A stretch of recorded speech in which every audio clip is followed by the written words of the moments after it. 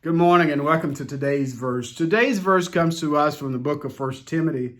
1 Timothy chapter 6, verse 17, and I'll read it. It says this: "Command those who are rich in this present age not to be haughty, nor to trust in uncertain riches, but in the living God, who gives us richly all things to enjoy." All good things, all perfect and good things come from the Lord. The word command here has this forceful military intent to it. It is intended also to be a tender appeal, but yet God expects it to be carried out.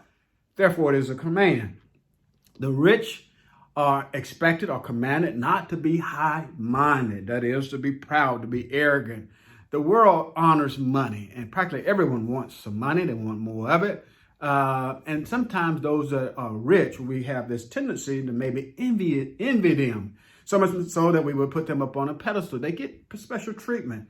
And so they're faced with the temptation of thinking more highly of themselves than they ought, becoming prideful and arrogant, looking down upon others. And yet the command of God here is clear: to be not high-minded.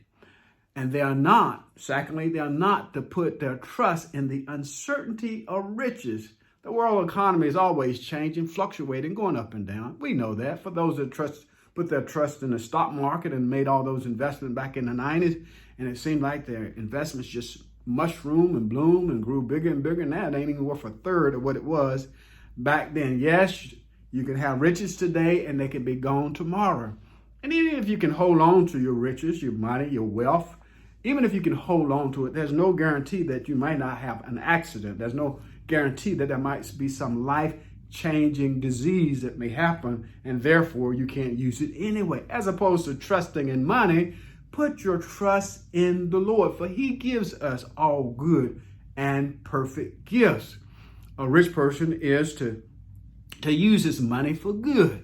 Those are types of works that will last, distributing it to those that are in need, that are needful in this world. The rich are not to hoard it up, that are just store it and just look at it and just not use it at all, but rather they are distributed to those that be generous and sacrificial in their giving it away, giving it and helping those that are in need, that they are to do works of charity. It is okay, listen, it is okay to have money, but don't let the money have you. You've heard it said that money changes people. And I like what this MMA fighter said, the one that fought Conor McGregor, whose name I can't pronounce, Omega Madoff. I hope I pronounced that correctly.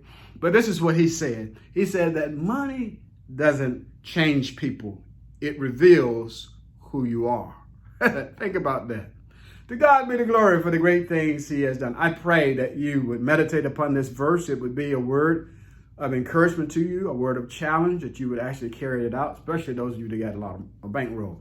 Anyway, that you would have a wonderful day as you go throughout this day, beginning the first day of the week. And then tune in again tomorrow. Yes. As we consider today's verse. Amen.